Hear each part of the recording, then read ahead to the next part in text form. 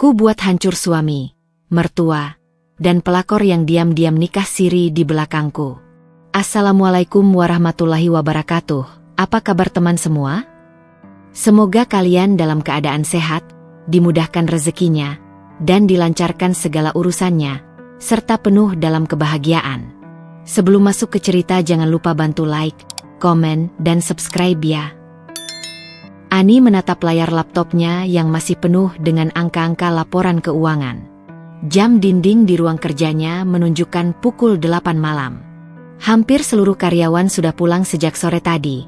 Namun ia masih bertahan di balik meja besar yang dipenuhi dokumen, catatan, dan secangkir kopi yang sudah dingin. Sebagai seorang CEO muda, Ani tahu betul bahwa keberhasilan perusahaannya tidak datang begitu saja. Ada harga yang harus dibayar, dan salah satunya adalah waktu untuk dirinya sendiri serta keluarganya. Ia menghela napas panjang. Rasanya dada begitu sesak. Sejak awal, Ani bertekad membangun perusahaan ini bukan hanya untuk membuktikan kemampuannya, melainkan juga untuk memberikan masa depan yang layak bagi anak sematawayangnya, Nadia, dan suaminya, Raka.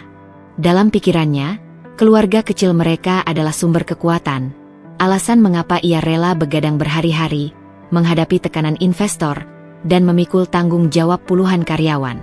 Malam itu, ketika ia akhirnya memutuskan untuk menutup laptop dan pulang, rasa lelah merayap hingga ke ujung jemarinya.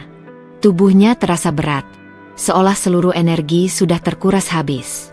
Tapi begitu sampai di rumah, sesuatu yang selalu membuatnya bertahan menunggu sudah ada di depan pintu, Nadia.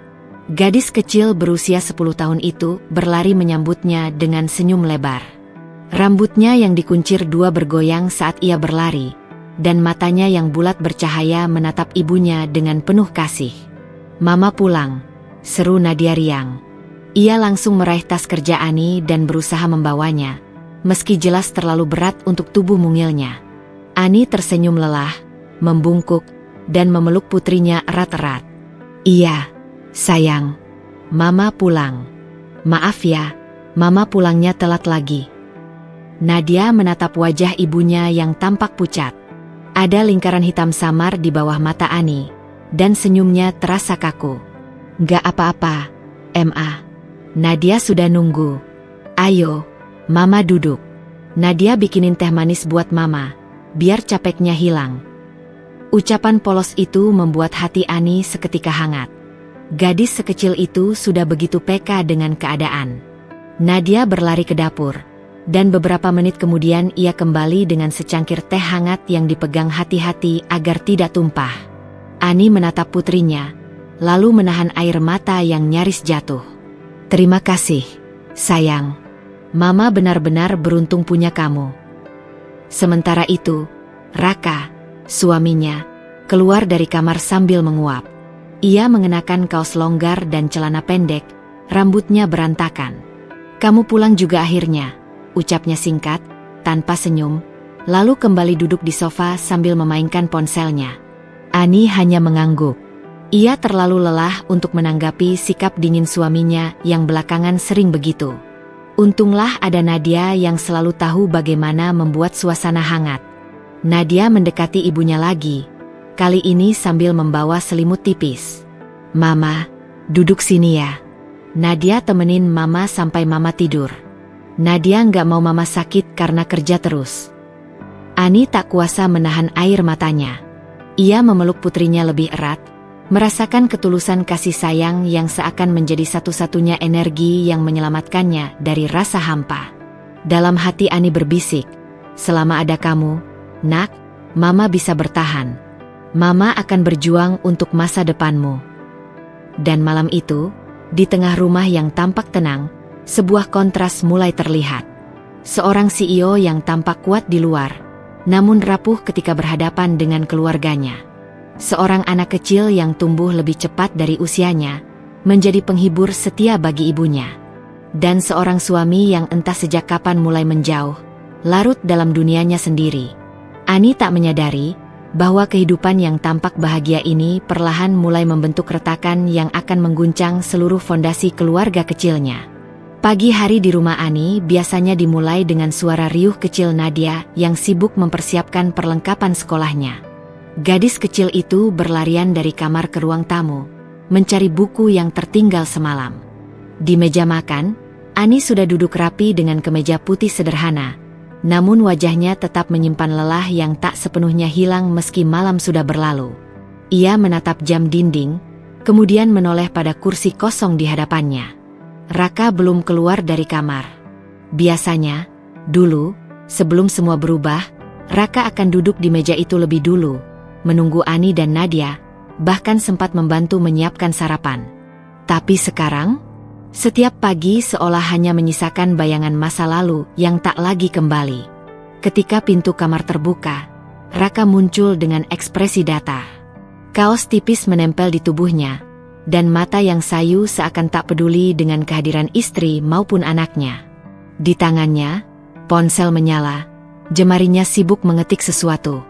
"Pagi, Yah," sapa Nadia ceria, mencoba meraih perhatian ayahnya. Raka hanya mengangkat wajah sebentar, memberikan senyum tipis yang lebih mirip formalitas daripada rasa hangat. "Pagi," jawabnya singkat, lalu kembali menunduk menatap layar ponselnya. Ani memperhatikan dalam diam. Tangannya meremas sendok di atas meja, berusaha keras menahan perasaan yang bergejolak. Ia tahu Nadia kecewa, ia pun merasakannya. Tapi ia memilih menutup mata. Untuk apa memperpanjang masalah? Selama Raka masih ada di rumah, selama Nadia masih bisa tersenyum, biarlah ia yang menahan luka itu sendiri. "Yah, nanti malam Nadia ada latihan menari di sekolah. Papa bisa datang, kan?" tanya Nadia dengan nada penuh harap. Raka tidak langsung menjawab. Ponselnya bergetar. Notifikasi masuk. Ia tertawa kecil membaca sesuatu di layar, lalu mengetik balasan cepat. Nadia masih menunggu jawaban, menatap ayahnya dengan mata berbinar. "Yah?" ulang Nadia, suaranya sedikit ragu. Baru kali ini Raka menoleh. Ia menghela napas, lalu berkata, "Papa nggak janji, Nak. Papa banyak urusan." Senyum Nadia memudar. Ia mencoba menyembunyikan kekecewaannya dengan menunduk, berpura-pura sibuk merapikan seragamnya. Tapi Ani melihat jelas, anaknya terluka. Ani meneguk air putihnya cepat-cepat, menahan perasaan sesak.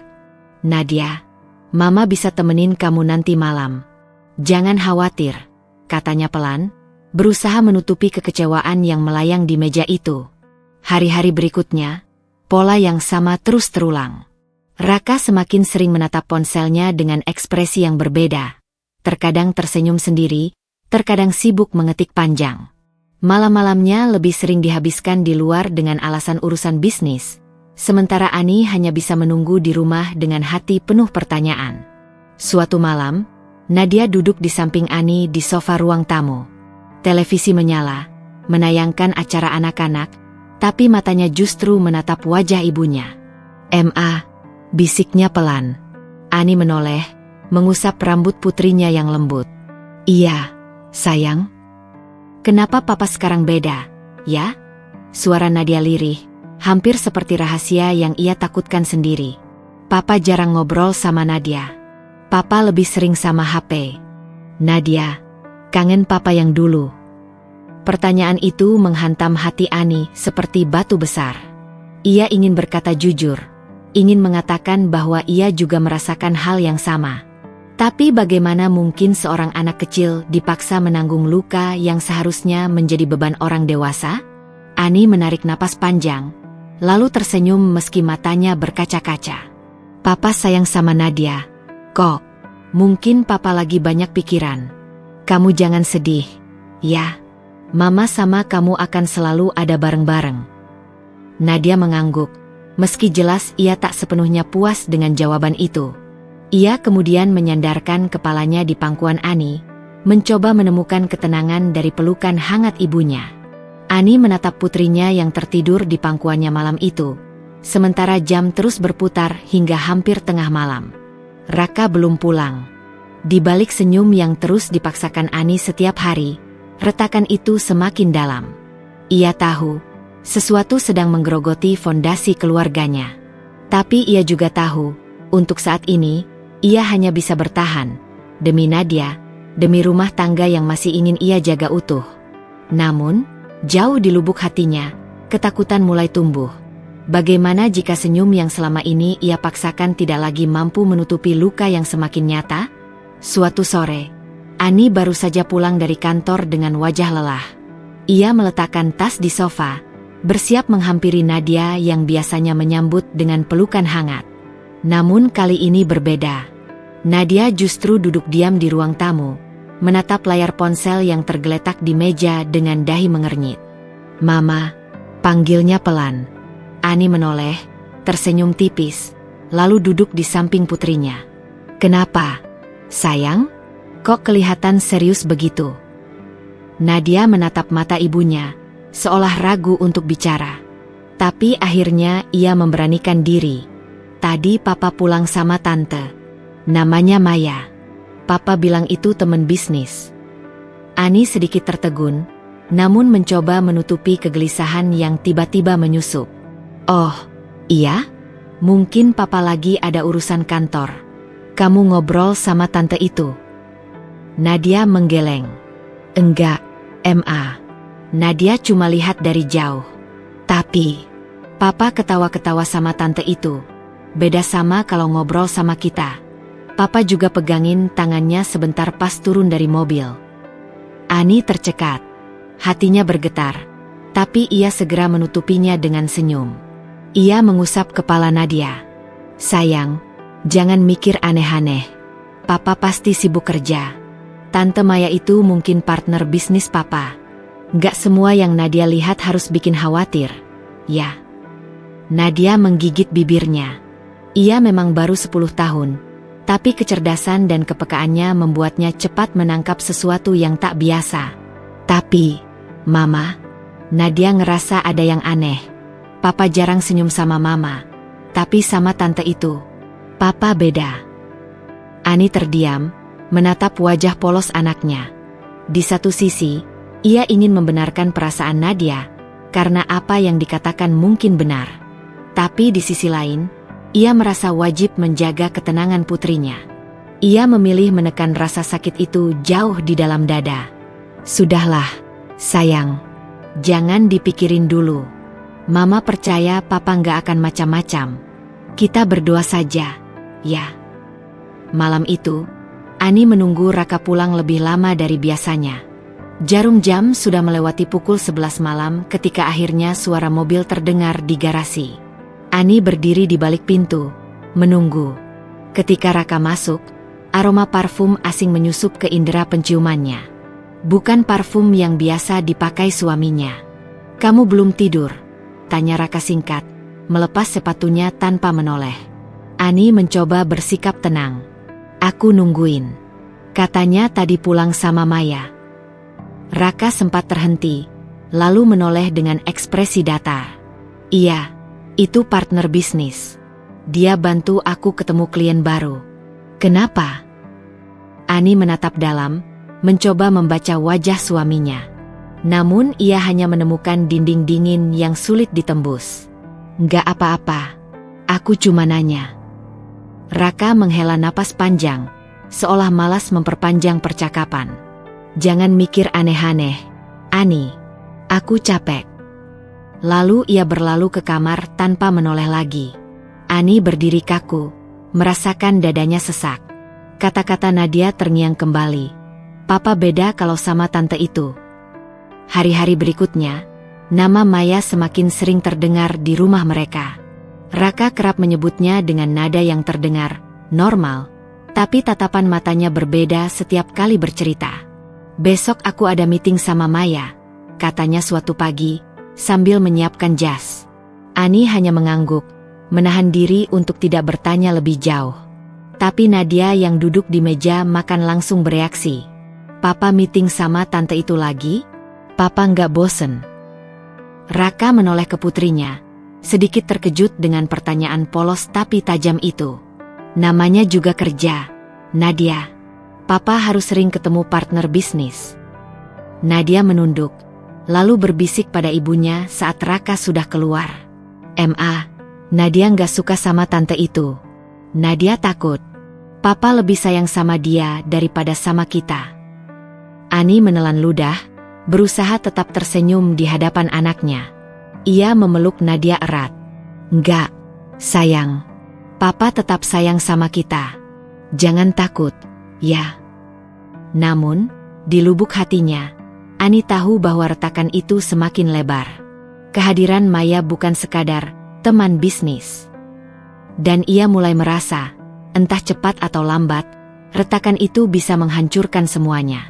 Hari Minggu itu, Ani sengaja mengajak Nadia untuk mampir ke rumah mertua, Bu Ratna. Sudah lama ia tak berkunjung, meski hubungan mereka tak pernah benar-benar hangat. Ani tetap berusaha menjaga silaturahmi, apalagi demi Nadia yang masih ingin dekat dengan neneknya. Begitu sampai, Bu Ratna menyambut dengan senyum tipis. "Oh, kalian datang juga," katanya datar, seolah kehadiran Ani bukan sesuatu yang ia nantikan. Nadia berlari memeluk neneknya, sementara Ani hanya tersenyum menahan hati. Tak lama kemudian, Raka juga muncul dari dalam rumah, dan yang membuat Ani tercekat, di belakangnya berdiri Maya. Wanita itu tampak anggun dengan blus biru lembut, dan wajahnya memancarkan percaya diri. Ani mematung. "Maya?" ucapnya pelan, hampir tak percaya. "Oh, iya," sahut Raka cepat, berusaha terdengar santai. "Aku kebetulan janjian sama Maya di sini.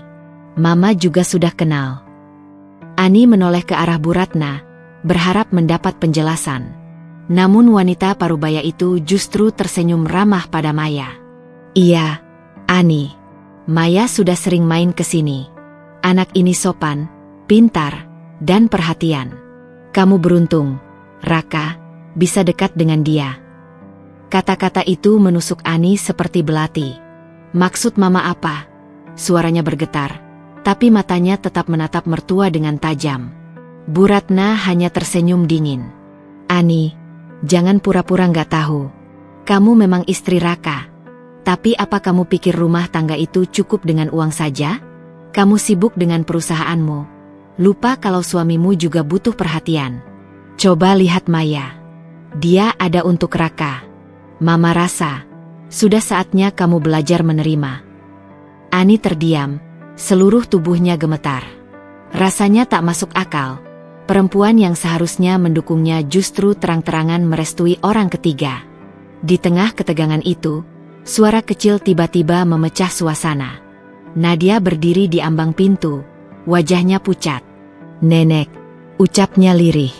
Nenek bilang, "Mama cuma dipakai hartanya." Semua mata menoleh ke arahnya.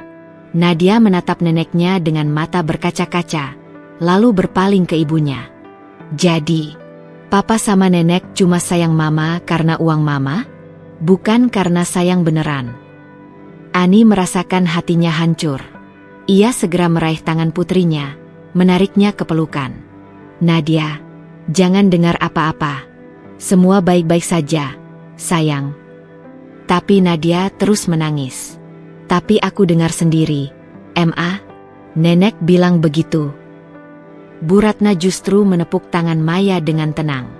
"Anak kecil jangan ikut campur urusan orang dewasa.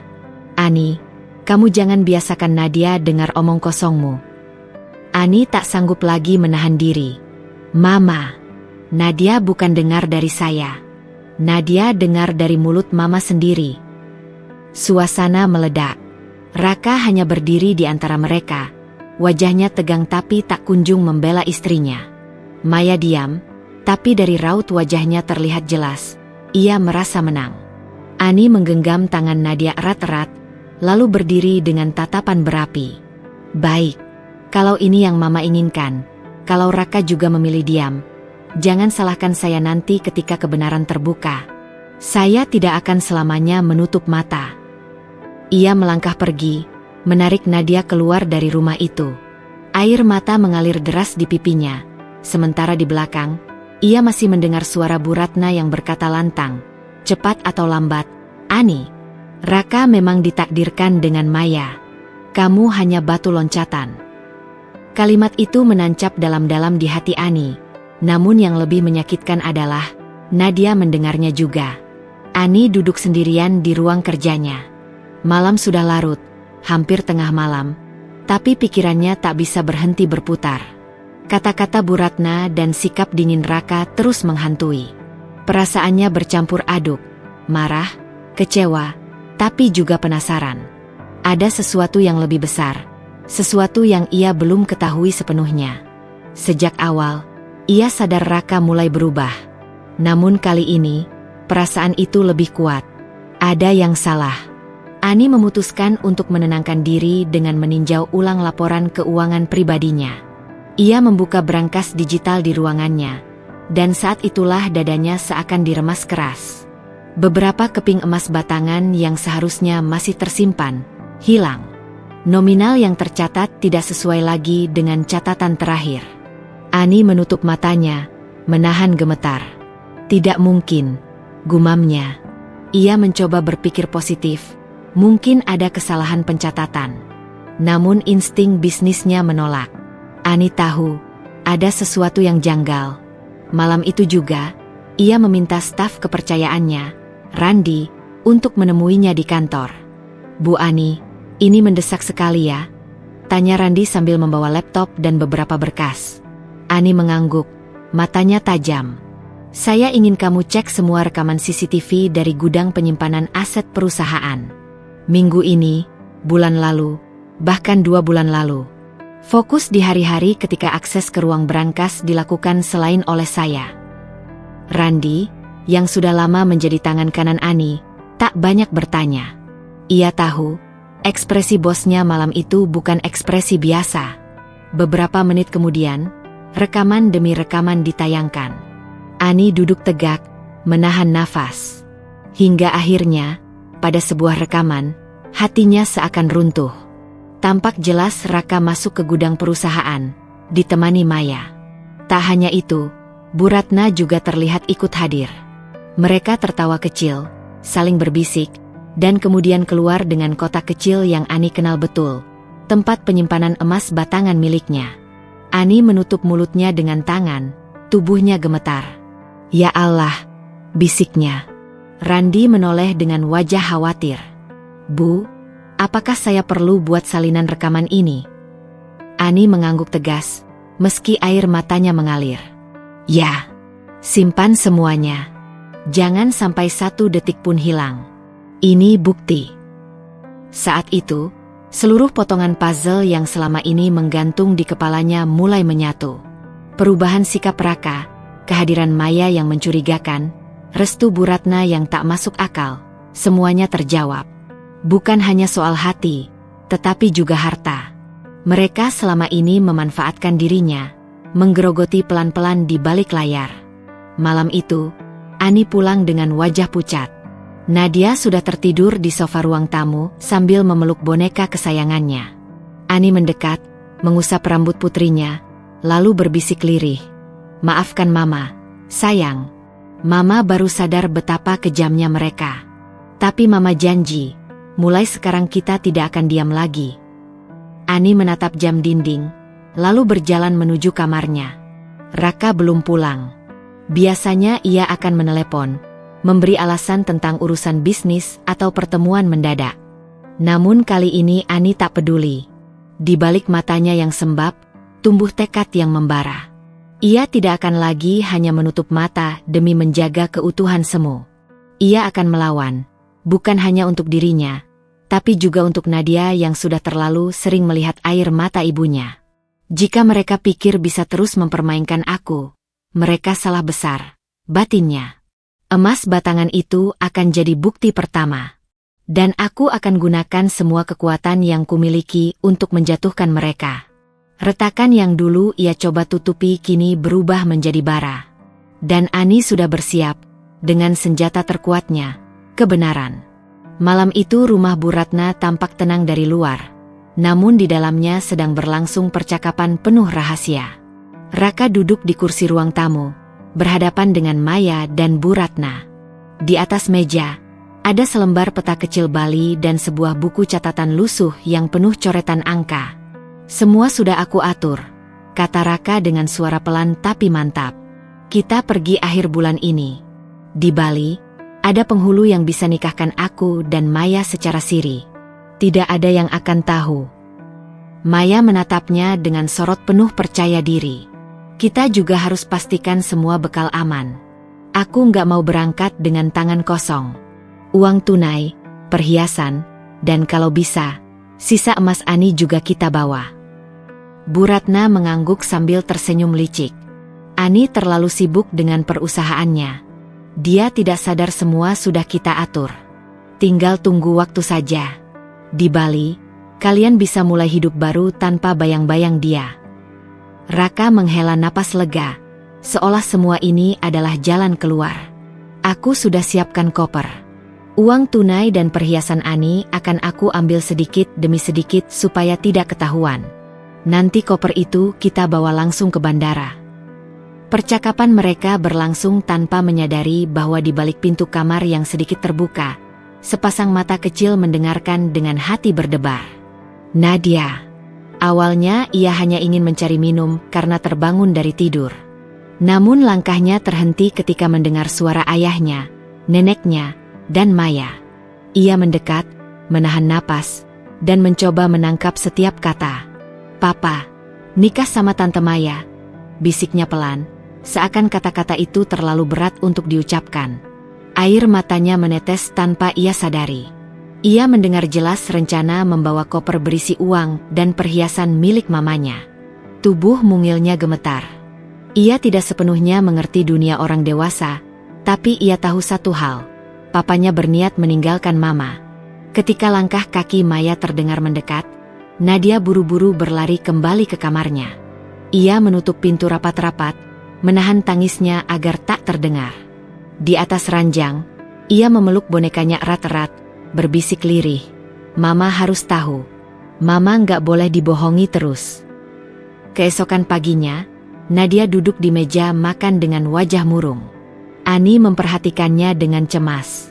"Sayang, kenapa? Kok sarapannya nggak disentuh?" Nadia menatap ibunya, lalu menunduk. Hatinya berperang. Haruskah ia menceritakan semuanya? Ia takut mama terluka, tapi ia juga takut kalau mama tidak tahu, maka semuanya akan terlambat. Akhirnya, dengan suara gemetar, ia berbisik, "Ma, semalam Nadia dengar papa sama nenek dan tante Maya ngobrol.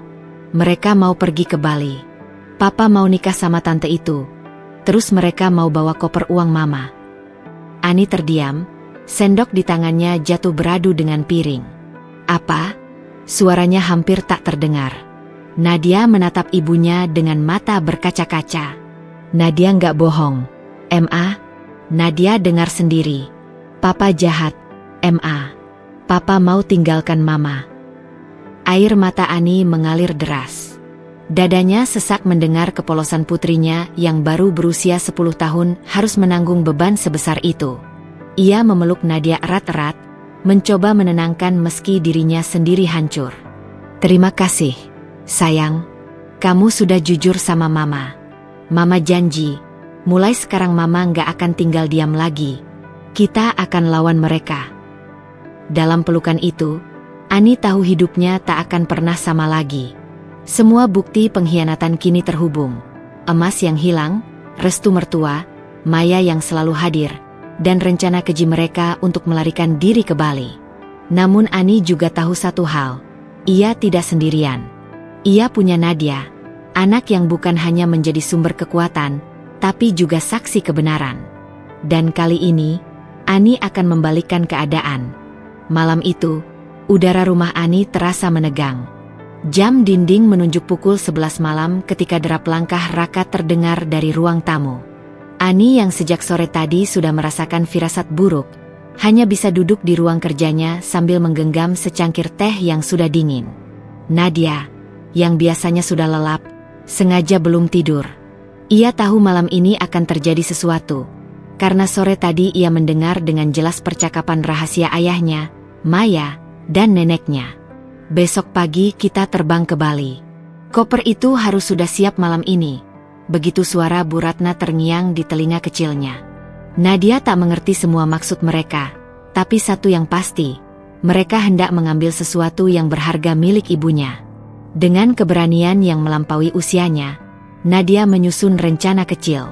Saat Raka dan Maya sibuk berbisik di ruang tamu, ia perlahan masuk ke kamar ibunya. Ani masih termenung di depan laptop, matanya sembab karena terlalu banyak menangis diam-diam. "Ibu," Nadia memeluk Ani dari belakang. "Ibu jangan takut, semua baik-baik saja." Ani tersentak, lalu menoleh. "Sayang, sudah larut. Kenapa belum tidur?" Nadia menatap lurus ke mata ibunya, seolah ingin meyakinkan sesuatu. "Aku dengar ayah mau ambil koper ibu. Tapi aku sudah menukarnya, Bu. Uang dan perhiasan ibu aman." Ani membeku, jantungnya berdegup kencang. "Kamu? Apa yang kamu lakukan, Nak?" Dengan wajah polos namun tegas, Nadia menjelaskan. "Koper yang ada di ruang tamu itu sudah aku isi dengan baju-baju lama dan mainanku. Aku simpan koper ibu yang asli di tempat aman. Jadi kalau mereka ambil, mereka cuma dapat barang tidak penting." Ani tertegun. Ia tak tahu harus bangga atau takut dengan kecerdasan putrinya. Nadia baru berusia 10 tahun, tapi sudah mengerti bahwa ada pengkhianatan besar di dalam rumahnya.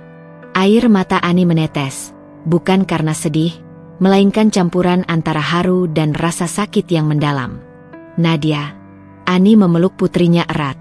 "Kamu seharusnya tidak perlu menanggung ini semua. Maafkan ibu." Tapi Nadia menggeleng dengan tegas. "Aku sayang ibu. Aku tidak mau ibu disakiti. Kalau ayah sudah tidak peduli, aku yang akan melindungi ibu." Di ruang tamu, terdengar suara Raka yang gusar. "Mana kopernya? Ma? Maya, cepat ambil. Kita harus berangkat subuh." Suara gesekan koper terdengar ditarik ke arah pintu. Nadia merapatkan pelukan pada Ani, berbisik dengan nada yakin, "Tenang, Bu. Biarkan saja. Besok mereka akan tahu sendiri kalau mereka ditipu." Ani hanya bisa terdiam, hatinya campur aduk. Ada rasa ngeri membayangkan apa yang akan terjadi bila Raka tahu kebenaran. Tapi ada pula rasa kagum tak terhingga pada keberanian putrinya yang masih kecil. Malam itu, untuk pertama kalinya, Ani merasa ia tidak sendirian dalam menghadapi badai. Di balik tubuh mungil putrinya, tersimpan jiwa besar yang mampu berdiri tegak ketika dunia orang dewasa runtuh berantakan. Subuh itu, suara roda koper yang diseret di lantai kayu menggema di ruang tamu. Raka dengan tergesa-gesa menarik koper besar berwarna hitam. Wajahnya tegang namun matanya berbinar seolah akan segera menggapai kebebasan. Maya yang berdiri di sampingnya tampak tidak sabar. Bibirnya tersenyum puas, seolah kemenangan sudah berada di tangannya. Sementara Bu Ratna menatap menantunya, Ani, dengan tatapan merendahkan meski Ani tidak berada di sana untuk menyaksikan. "Ini waktunya. Ani tidak akan bisa mengejar kita," ujar Raka dengan suara pelan namun penuh keyakinan. Maya mengaitkan lengannya ke lengan Raka, manja dan penuh kepastian. "Akhirnya kita bisa hidup tenang tanpa bayangan istrimu itu. Dengan koper ini, kita bisa mulai hidup baru di Bali." Bu Ratna ikut menambahkan, suaranya rendah tapi penuh kebencian. "Ani hanya tahu bekerja, tak tahu bagaimana melayani suami. Biarkan saja dia sibuk dengan perusahaannya. Kalian pantas bahagia." Mereka bertiga lalu keluar dari rumah dengan penuh percaya diri, meninggalkan pintu rumah yang masih menyisakan jejak dingin pengkhianatan. Mobil yang sudah disiapkan di halaman menyambut mereka. Supir yang disewa Maya segera mengangkut koper ke bagasi tanpa curiga sedikitpun. Dalam benak mereka bertiga, koper itu adalah tiket menuju kehidupan baru yang penuh kemewahan. Di dalam kamar, Ani duduk di tepi ranjang dengan Nadia di pangkuannya. Dari balik jendela, mereka menyaksikan cahaya lampu mobil perlahan menghilang di tikungan jalan. Ani menarik napas panjang, berusaha menahan gejolak hatinya. "Mereka benar-benar pergi, Nak," bisiknya dengan suara serak. Nadia menggenggam tangan ibunya erat. "Biarkan saja, Bu.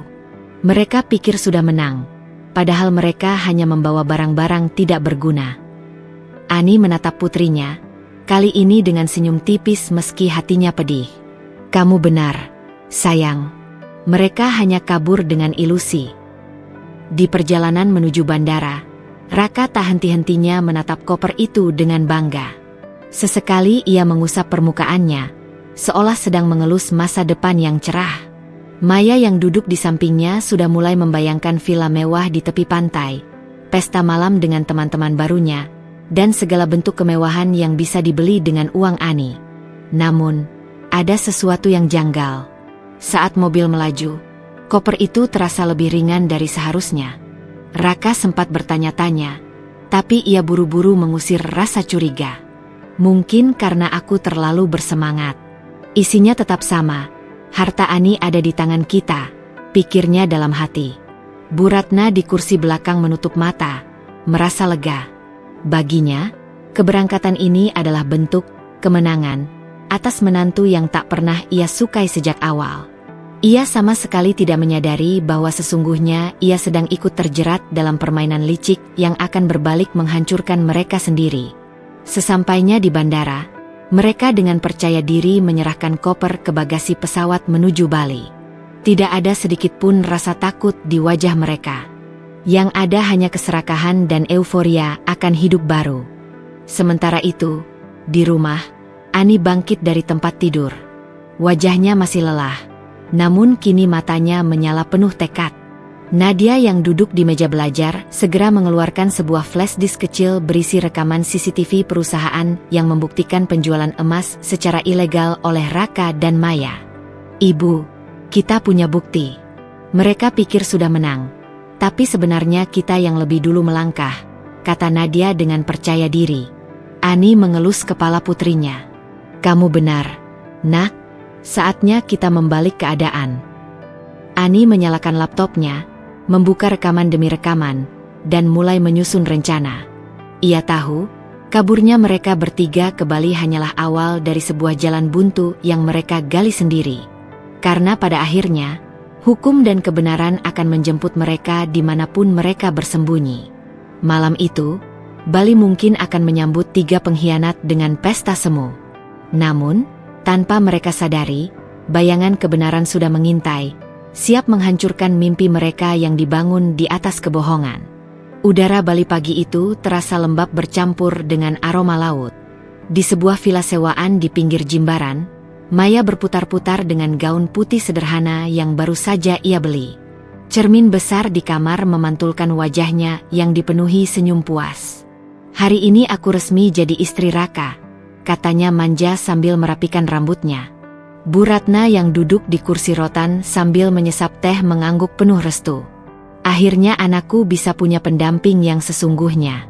Bukan seperti si Ani itu, terlalu sibuk dengan bisnisnya. Raka hanya tersenyum tipis. Sejak mereka tiba semalam, ia memang gelisah. Bayangan tentang koper berisi uang tunai dan perhiasan Ani terus menghantuinya. Itu satu-satunya alasan ia berani melangkah sejauh ini. Tanpa harta itu, ia tahu hidupnya akan porak-poranda.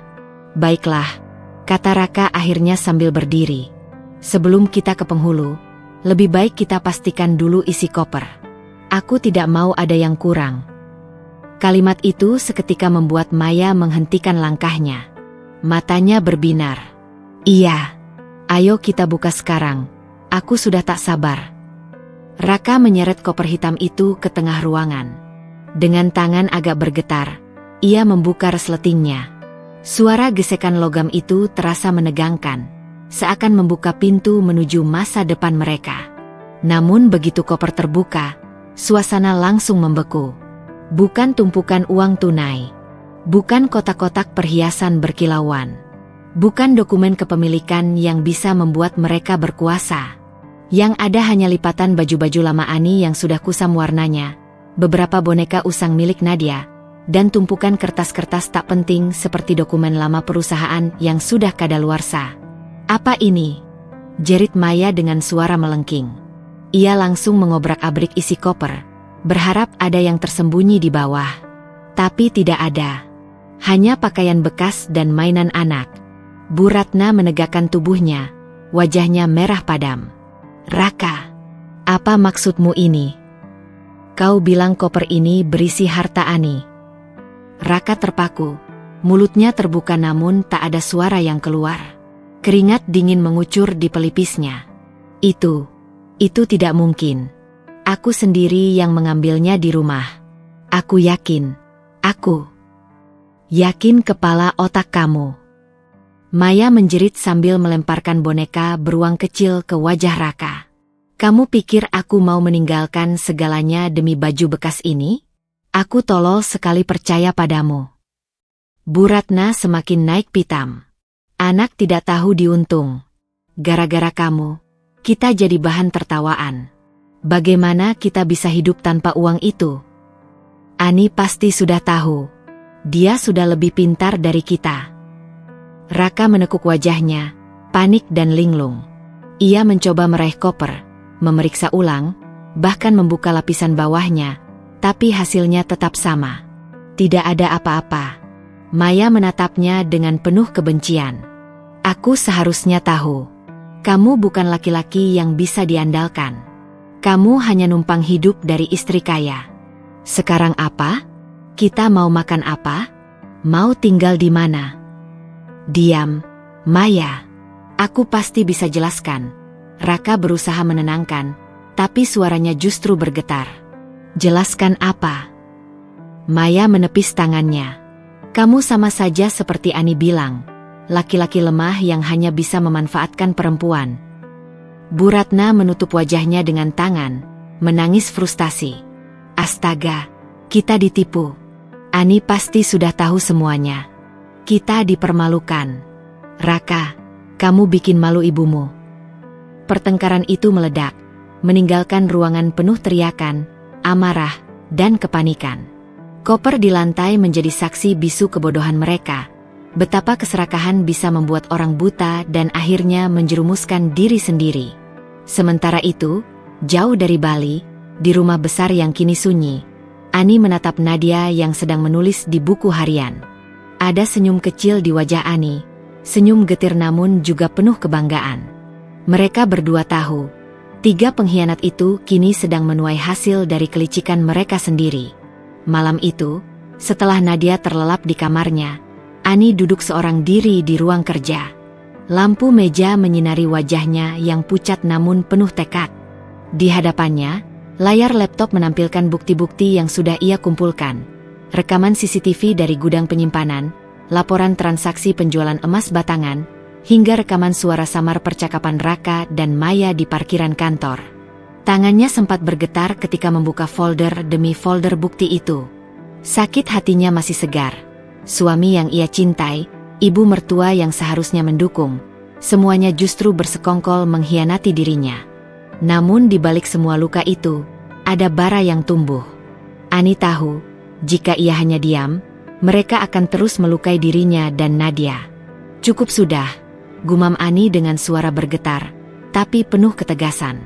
Keesokan paginya, Ani duduk di ruang tamu bersama seorang pria parubaya berjas rapi bernama Arif Pratama, seorang pengacara ternama yang dikenal piawai menangani kasus korupsi dan penipuan kelas berat. Arif menatap Ani dengan serius sambil membolak-balik dokumen yang baru saja ia serahkan. Bukti ini sangat kuat, Bu Ani, katanya mantap. Penjualan emas tanpa izin, rekaman CCTV yang jelas memperlihatkan Raka bersama Maya, serta percakapan mereka yang mengindikasikan persekongkolan. Kita bisa kenakan pasal penggelapan, penipuan, bahkan pencucian uang. Mereka tidak akan bisa lari. Ani menghela napas panjang, mencoba menenangkan dirinya. Pak Arif, saya tidak mau ada celah sedikit pun. Mereka sudah membuat hidup saya dan anak saya hancur. Saya ingin mereka mempertanggungjawabkan semuanya secara hukum. Arif mengangguk. Saya mengerti. Kita akan bergerak cepat. Saya akan ajukan laporan resmi besok. Kita gunakan jalur hukum, biar publik tahu siapa yang sebenarnya salah. Ani menatap keluar jendela. Cahaya matahari pagi menembus tirai tipis. Di dalam hatinya, ia sadar ini bukan sekadar soal harta. Ini tentang harga diri, tentang Nadia, tentang keadilan yang harus ditegakkan. Beberapa hari kemudian, berita mengejutkan muncul di media daring. Sebuah laporan kasus penggelapan aset oleh seorang pria bernama Raka Pratama, istrinya yang disebut-sebut sebagai wanita simpanan, bernama Maya, dan seorang wanita lanjut usia yang diduga turut membantu, menyebar cepat di kalangan bisnis. Ani yang duduk di ruang rapat perusahaannya menerima lirikan heran dari beberapa staf. Tapi ia hanya tersenyum tipis. Biarkan saja. Mereka akhirnya tahu siapa Ani sebenarnya, batinnya. Sore harinya, Arif kembali menemuinya membawa kabar terbaru. Laporan kita sudah diterima polisi. Besok mereka akan keluarkan surat panggilan. Jangan khawatir, Bu Ani. Semua ini akan segera bergulir. Ani menutup matanya sejenak, lalu mengangguk. Terima kasih, Pak Arif. Saya tidak hanya berjuang untuk diri saya, tapi juga untuk Nadia. Ia harus tahu bahwa kebenaran pada akhirnya akan menang. Di kamar, Nadia yang diam-diam mendengar pembicaraan itu menghampiri ibunya dan memeluk erat pinggang Ani. Ibu tidak sendiri. Aku ada untuk ibu. Ani membalas pelukan itu, air matanya jatuh di bahu kecil putrinya. Iya, sayang. Dan berkat kamu, ibu jadi berani melawan. Sementara itu, di Bali, Raka, Maya, dan Bu Ratna mulai hidup dalam kecemasan. Uang tak ada, koper kosong sudah membuat mereka bertengkar habis-habisan. Kini, mereka tak tahu bahwa jerat hukum perlahan sedang disiapkan, menunggu saat yang tepat untuk menutup jalan pelarian mereka. Hari itu, ruang sidang penuh sesak. Bangku-bangku kayu dipenuhi wartawan, pengamat bisnis, serta orang-orang yang dulu mengenal keluarga Ani. Semua mata tertuju ke meja depan, tempat Ani duduk dengan tenang, mengenakan setelan blazer biru gelap yang memberi kesan tegas sekaligus elegan. Di sampingnya, Nadia duduk dengan rapi, tangan mungilnya menggenggam erat jemari sang ibu, seolah ingin menyalurkan kekuatan kecil yang tak ternilai. Di sisi lain, wajah Raka tampak kusut. Rambutnya berantakan, matanya sayu akibat malam-malam tanpa tidur. Maya duduk dengan wajah tertekuk, riasan tebalnya tak mampu menutupi kegugupan yang jelas terlihat. Sementara Bu Ratna, dengan kerudung kusut dan tatapan tajam penuh kebencian, berulang kali melirik Ani, seolah berharap tatapan itu bisa menusuk jantung menantunya. Sidang perkara penggelapan aset atas nama terdakwa Raka Pratama, Maya Sari, dan Ratna Wulandari dibuka. Suara hakim ketua menggema, menggetarkan seluruh ruangan. Jaksa penuntut maju dengan tumpukan berkas. Yang mulia, bukti-bukti yang kami ajukan tidak terbantahkan. Pertama, rekaman CCTV yang menunjukkan terdakwa Raka dan Maya masuk ke gudang perusahaan Ani Corp tanpa izin, membawa keluar beberapa kotak emas batangan. Berikutnya, dokumen transaksi penjualan emas ke toko perhiasan di Jakarta, yang jelas ditandatangani oleh mereka berdua. Terakhir, rekaman percakapan terdakwa yang secara gamblang menyebut niat melarikan diri ke Bali dengan membawa harta korban. Lampu proyektor menyala. Layar besar di ruang sidang menampilkan rekaman CCTV. Semua orang menahan napas saat terlihat jelas Raka dan Maya mengangkut koper dari gudang perusahaan, dengan Bu Ratna berdiri tak jauh, memantau sekitar. Suara bisik-bisik penonton langsung memenuhi ruangan. Itu Raka kan? Suami CEO Ani. Gila, tegas sekali mereka mengkhianati Ani. Pantas saja Ani diam-diam menggandeng pengacara terkenal. Ani tetap tenang. Wajahnya datar, tidak menunjukkan amarah, tidak pula kemenangan. Ia hanya menggenggam tangan Nadia lebih erat, menyadari bahwa keadilan sedang mulai ditegakkan. Pengacara Ani, Arif Pratama, berdiri dengan wibawa. Yang mulia, kami juga menghadirkan saksi kunci, karyawan perusahaan yang malam itu berjaga. Ia melihat langsung para terdakwa membawa koper tanpa izin. Seorang satpam parubaya maju ke depan. Dengan suara mantap, ia bersaksi. Saya lihat sendiri Pak Raka dan Bu Maya masuk malam-malam, membawa koper besar. Saya curiga, tapi waktu itu saya tidak berani melawan. Belakangan, ternyata memang emas perusahaan yang hilang. Raka pucat pasi. Maya mulai gelisah, menggigiti bibirnya. Bu Ratna menunduk, wajahnya merah padam. Hakim kemudian menatap ke arah para terdakwa. Apakah benar keterangan saksi dan bukti-bukti ini? Raka membuka mulut, mencoba membela diri. Yang mulia, saya terpaksa melakukannya. Ani terlalu sibuk dengan perusahaannya. Saya merasa diabaikan sebagai suami.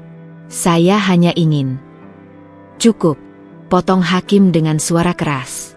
Alasan pribadi tidak membenarkan tindakan kriminal. Maya tak bisa menahan diri. Ia berteriak, semua ini salah Raka. Kalau bukan dia yang ajak, saya tidak akan terlibat. Bu Ratna menimpali dengan suara melengking. Jangan salahkan saya. Saya hanya ikut anak saya. Semua karena Ani yang tidak bisa menjaga rumah tangga. Ruang sidang ricuh. Wartawan sibuk memotret. Suara kamera bergantian dengan gumaman kaget para pengunjung. Ani tetap diam, menatap mereka dengan tatapan dingin. Ia tidak lagi melihat suaminya, mertua, ataupun wanita perebut kebahagiaan rumah tangganya.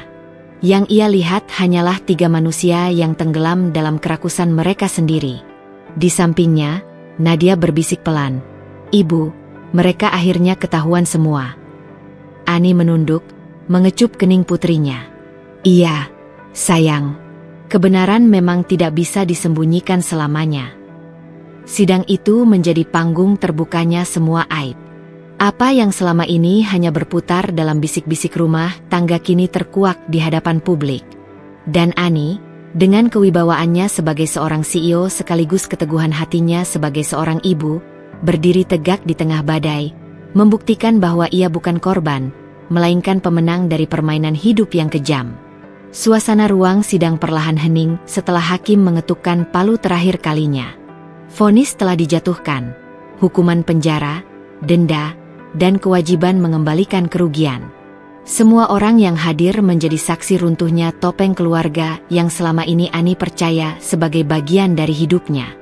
Raka, Maya, dan Bu Ratna yang selama persidangan masih berusaha menjaga wajah angkuh, kini benar-benar kehilangan pijakan.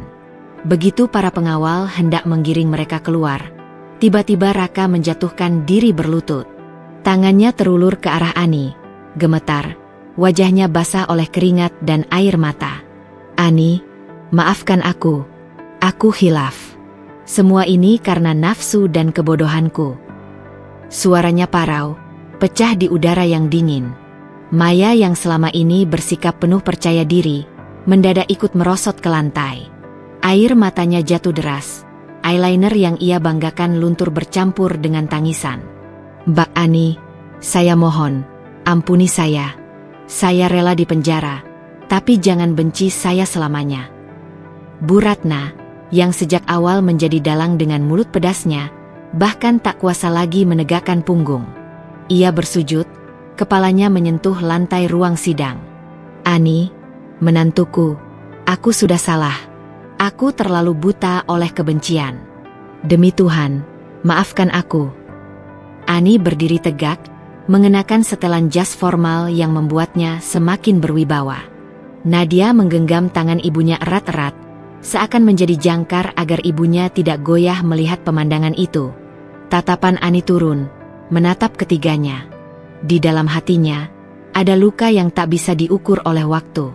Bagaimana mungkin ia melupakan pengkhianatan yang bukan hanya merampas hartanya, tapi juga hampir menghancurkan hidup Nadia? Kalian menyesal bukan karena menyadari kesalahan, tapi karena kalian kalah.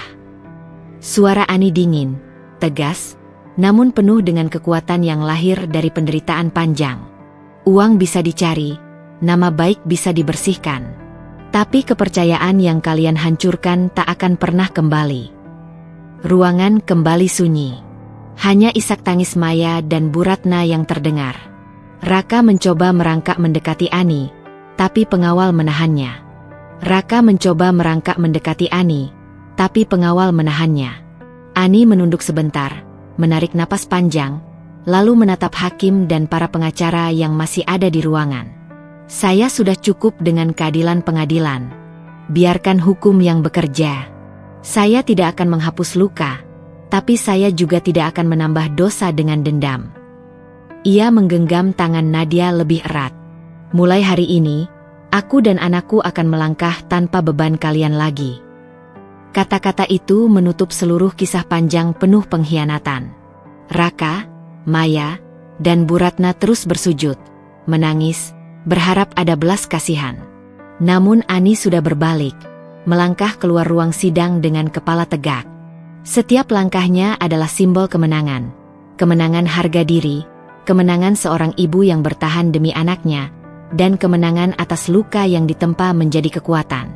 Di luar ruang sidang, Ani menatap langit biru yang cerah. Senyum tipis muncul di wajahnya. Kita berhasil, Nak. Mulai sekarang, semua akan baik-baik saja. Nadia mengangguk, memeluk pinggang ibunya dengan erat. Aku bangga sama ibu. Ibu adalah pahlawan sejatiku. Dan di sanalah cerita Ani berakhir. Bukan sebagai istri yang ditinggalkan, bukan sebagai wanita yang dimanfaatkan, melainkan sebagai perempuan tangguh yang memenangkan kembali hidupnya dengan kehormatan yang utuh. Langkah Ani terdengar mantap saat ia keluar dari gedung pengadilan, meski sepatu hak tingginya mengetuk lantai marmer dengan ritme yang berat. Nadia berjalan di sampingnya, tangan mungilnya menggenggam erat jari-jari ibunya, seolah berkata, "Ibu, aku bersamamu, selalu." Di luar gedung, matahari sore menyorot lembut, seakan ikut menjadi saksi atas perjalanan panjang penuh luka yang kini berakhir dengan kemenangan. Beberapa wartawan menyorot kamera ke arah Ani, mikrofon terulur, pertanyaan-pertanyaan berhamburan. Bu Ani, apa perasaan Anda setelah memenangkan kasus ini? Apakah Anda puas melihat keluarga suami Anda dihukum? Apakah benar Anda akan menarik semua aset yang pernah mereka nikmati? Ani berhenti sejenak, menoleh ke arah para wartawan. Tatapannya tajam, namun tidak ada kebencian di dalamnya. Dengan suara tenang, ia menjawab, "Saya tidak pernah mencari balas dendam. Yang saya cari adalah kebenaran. Hari ini, kebenaran itu sudah berdiri tegak. Dan itulah kemenangan terbesar bagi saya dan anak saya." Ucapan itu membuat semua yang hadir terdiam. Bahkan beberapa wartawan menunduk, merasakan kekuatan dalam kata-katanya.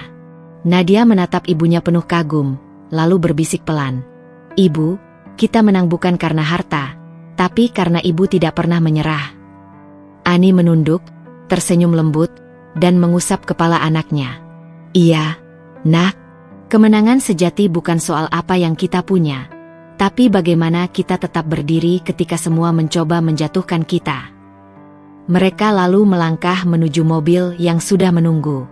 Beberapa karyawan dari perusahaan Ani ternyata ikut hadir tanpa sepengetahuan Ani. Mereka menyalami dan memberikan pelukan hangat. "Kami bangga pada Ibu Ani," ucap salah satu dari mereka dengan mata berkaca-kaca. Di dalam mobil, Ani memandang keluar jendela. Bayangan gedung pengadilan semakin menjauh, seolah melambangkan masa lalu yang perlahan ia tinggalkan. Ia menarik napas panjang, merasakan dada yang selama ini sesak akhirnya terasa lapang. "Mulai hari ini, kita tidak lagi menoleh ke belakang, Nadia. Kita akan membangun hidup yang baru. Hidup yang penuh martabat," ucapnya tegas. Nadia tersenyum, menatap ibunya dengan mata berbinar. "Aku percaya, Bu, karena ibu adalah pahlawan terkuatku." Malam itu, setelah sampai di rumah, Ani berdiri di balkon kamarnya. Angin malam berhembus lembut, membawa aroma kebebasan. Untuk pertama kalinya setelah sekian lama, ia merasa benar-benar merdeka, bebas dari pengkhianatan, bebas dari belenggu rasa takut, bebas dari orang-orang yang mencoba merampas harga dirinya. Ani menengadah ke langit, mengucap syukur dalam hati. Bukan karena harta yang terselamatkan, bukan karena nama baik yang kembali dipulihkan, melainkan karena ia berhasil membuktikan satu hal, martabat seorang istri dan ibu jauh lebih berharga daripada segalanya.